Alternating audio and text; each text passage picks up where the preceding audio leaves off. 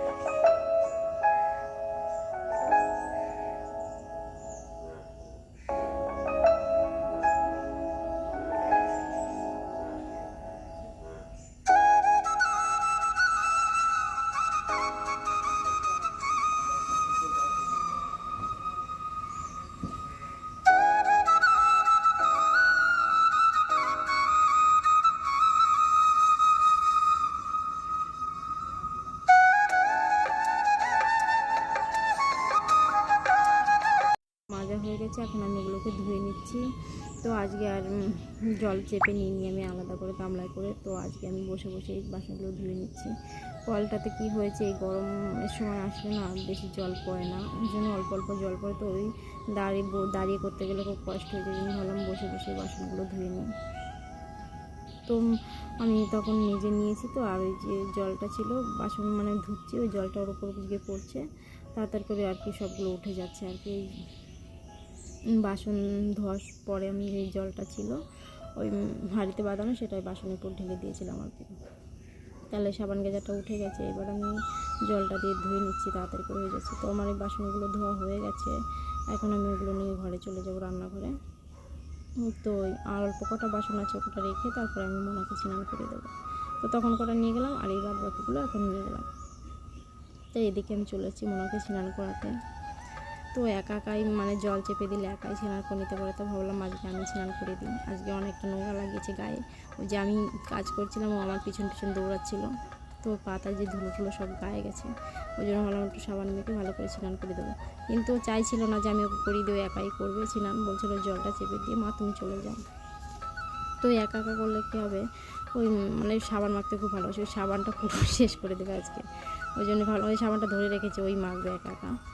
তো আমি ভাবলাম যে না আমি মাখিয়ে দিই, ও দেবে না আমার কাছে, তো আমি বলছি বাবার সঙ্গে রেখে দাও। তো রেখে দিল, এবার বলছি তুমি এবার চলে যাও, আমি একা স্নান করবো। বলছি না তোমার একা করতে হবে না, আমি করিয়ে দিচ্ছি।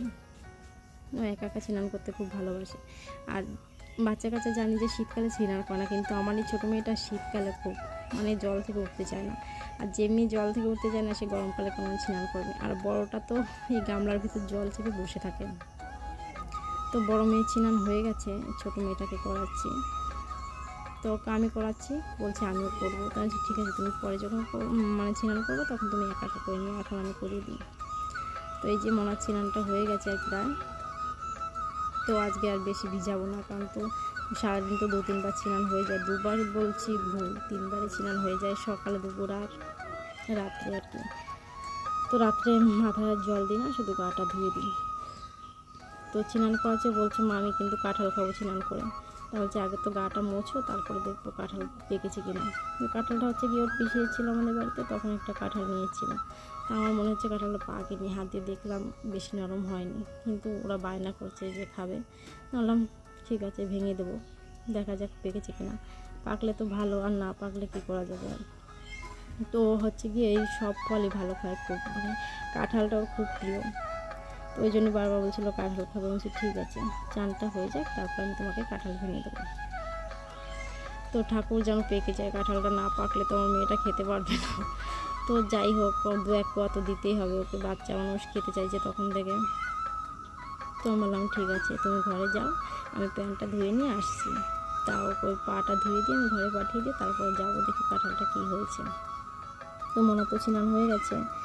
তারপর আমি প্যান্টটা ধুয়ে চলে আসলাম রান্নাঘরে। তো এই দেখো আমি কাঁঠালটা ভাঙছি, জানি না খাওয়া যাবে কি না। তো আমি আগে হাতে ভালো করে তেলটা মেখে নিয়েছি, কারণ ওর তো খুব আঠা।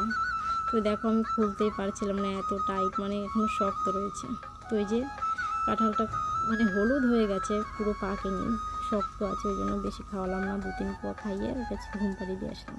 তো ওকে ঘুম পাড়িয়ে দিয়ে আমি চলে আসছি যে আমার সারা উঠোনে ছড়ানো কাজবাজ এগুলো করতে। তো এই পাশে পাতা ঢিপ দেওয়া আছে, ওপাশে জ্বালানোগুলো সব সরাতে হবে আর কি, নাহলে তো বৃষ্টি হলে জল পাতা একদম ভিজে যাবে। তো আমি এই যে ডালগুলো পাতা ছেড়ে ওখানে রেখেছিলাম তখন, এবার ওগুলোকে আমি এক জায়গায় জমা করে রাখবো।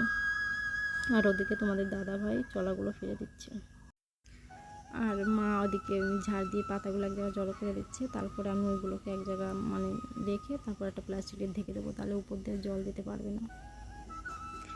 আর এদিকে তোমাদের দাদা ঘরে চলাফেরায় ফাড়া হয়েছে, আর একটা গাছ আছে ফাড়তে, ওটা হচ্ছে শুকনো কাঠ, আর ভিজে কাঠগুলো সব ফাড়া হয়ে গেছে। আর ওই যে আমি ওখানে ডালগুলো কেটে রেখেছিলাম, সেগুলোকে আমি ওই রাস্তার পাশে দুটো গাছের মাঝখানে রেখে দিচ্ছি, কারণ ওই সাইডটায় না খুব রোদ পড়ে।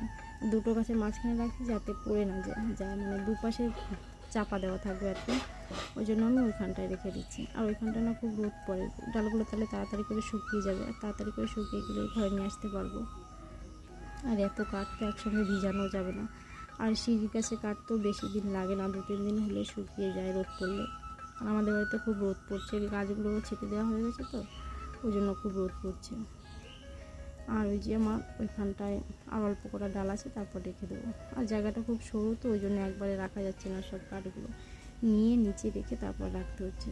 তো ভাবলাম যে কাঁধের উপর রেখে তারপর রাখি, নিচে রাখলে বারবার ঝুঁকতে হবে, তারপর তুলতে হবে। তো এই অল্প কটা কাঠ আছে, কটা মনে হয় আর ওইভাবে রাখা যাবে না, নিচে রাখতে হবে, তারপরে রাখতে হবে। তো এই কটা কাঠই আমার লাস্ট ছিল, আর এই পাশেগুলো তো মা সব গুছিয়ে দিচ্ছে। তো এবার দেখলাম ওখানে রাখা যাচ্ছে না, নিচে রেখে তারপরে রাখছি। তো ওই সরু জায়গা তো, ওই জন্য তোলা যাচ্ছিলো না, দুটো গাছের মাঝখানে। তো এই পাশে যদি দুটো সুপুরি গাছের মাঝখানে রাখতাম তাহলে আবার রাখা যেত, কিন্তু কাঠ ছোটো তো, ওই জন্য বললাম অত জায়গাতে দরকার নেই, এইটুকু জায়গায় রেখে দিই। শুকনো ডাল যেগুলো সেগুলো তো আমি সব রোদে রেখে দিয়েছি। তো আমি এবার চলে আসলাম ওনাকে পড়াতে। তো বন্ধুরা, আমি আজকে ভিডিওটা বেশি বড় করলাম না, তোমরা সকলেই ভালো থেকো, সুস্থ থেকো। আজকের ভিডিওটা এখানে শেষ করছি, তোমাদের ভালো লাগলে অবশ্যই একটা লাইক করে দিও।